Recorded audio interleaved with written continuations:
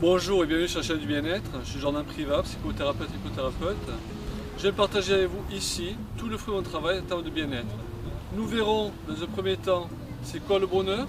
Ensuite, nous aborderons les sources du bonheur et enfin les éléments de vie du bonheur. Pour chacun d'entre nous, on a la vision du bonheur, on a chacun notre façon de voir le bonheur. J'ai relevé plusieurs définitions qui paraissaient plus pertinentes et cohérentes. Tout d'abord, la définition scientifique. On part de l'hypothèse qu'il y a trois cerveaux.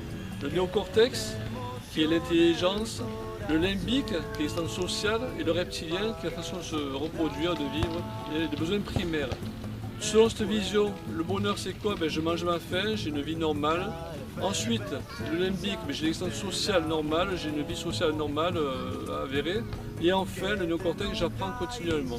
Je vis très bien. Donc ça, c'est la vision scientifique. Ensuite, la vision bouddhiste. Sérénité au quotidien. Ça veut dire que quels que soient les événements, je vis de façon pacifiée au quotidien.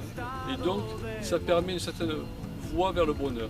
Enfin, je dirais pour terminer ce petit chapitre, le bonheur, pour beaucoup, c'est le sommet de la montagne, alors que le bonheur, à mon sens, réside dans le chemin qui est conduit.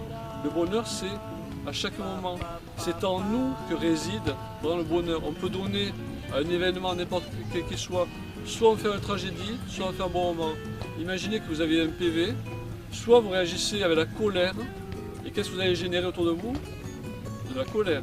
Soit vous dites, écoutez, j'ai fait une erreur, je l'assume, je suis responsable de cela, donc je me rends responsable de cela, du coup j'agis mieux dans le futur. Et voilà, et c'est beaucoup plus simple, ça paraît facile à dire, on va pas se mentir, les circonstances de vie sont plus dures que celles-là, mais évidemment quand on choisit cette voie de se raisonner, réfléchir avec intelligence au néocortex, on arrive beaucoup plus facilement à arriver à une forme de bien-être.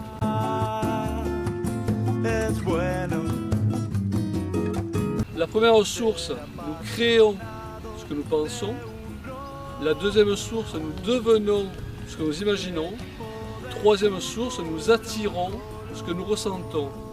Pour comprendre cela, il est important de savoir, les neurosciences apprennent la chose suivante, c'est que chaque seconde, il se passe 400 000 milliards d'informations dans notre cerveau. Et nous sommes conscients de 2000.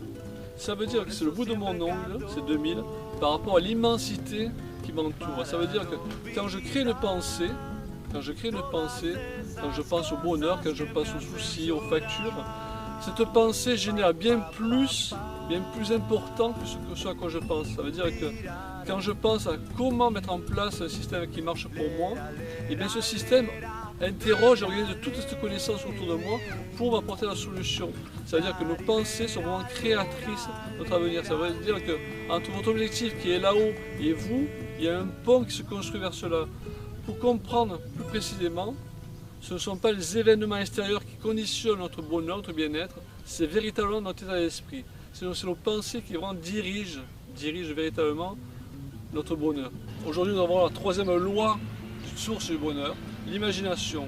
Sans l'imagination dans votre vie, il y a apathie, il y a immobilisme, car rien ne vient interroger votre raisonnement. L'imagination vous permet de faire ce pont vers le futur, tout simplement pour voir la vie dont vous rêvez.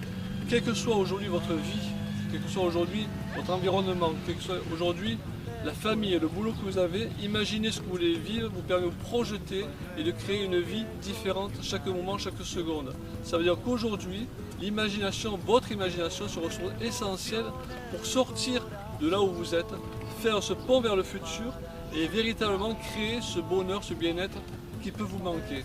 Maintenant que nous avons vu les trois sources de bonheur, nous allons voir dans les prochaines vidéos comment mettre ces sources de bonheur dans votre vie.